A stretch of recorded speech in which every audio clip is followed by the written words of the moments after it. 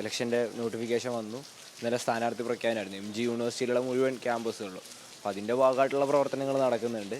പിന്നെ റെഗുലറായിട്ടുള്ള ക്ലാസ്സുകൾ നടക്കുന്നുണ്ട്. അതിനപ്പുറത്തേക്ക് ഇവിടെ വിഭജന ഭീതി ദിനം എന്നുള്ളൊരു അറിയിപ്പ് പോലും കിട്ടിയ നിലയിലുള്ള, അല്ലെങ്കിൽ അതുമായിട്ട് ബന്ധപ്പെട്ടൊരു ബോധ്യവും വരുന്ന ഒരു വിദ്യാർത്ഥികളിലൊന്നും അത്തരത്തിലൊരു ഓർമ്മ പോലും നിലനിൽക്കുന്ന സാഹചര്യം ഇല്ല. അതങ്ങനെ നടത്താൻ ഇവിടെ അനുവദിക്കില്ല എന്നുള്ളത് ഇവിടുത്തെ വിദ്യാർത്ഥികൾ ഒരു കാരണവശാലും അങ്ങനെ ഒരു വിഭജന ഭീതി ദിനം നടത്താൻ വേണ്ടിയിട്ട് അനുവദിക്കില്ല എന്നുള്ളതിൻ്റെ ഉറപ്പാണ്. കാരണം ഇവിടെ ഇന്ന് സാധാരണ നിലയിൽ എല്ലാ ദിവസവും നടക്കുന്നതിനുള്ള പ്രക്രിയകൾക്കപ്പുറത്തേക്ക് വേറെ ഒരു പ്രത്യേകതയും ദിവസത്തിന് ഇതുമായിട്ട് ബന്ധപ്പെട്ടിട്ട് ചെയ്തു പോകുന്നില്ല. പ്രത്യേകിച്ച് ഇവിടെ നടന്നു പോകുന്നില്ല.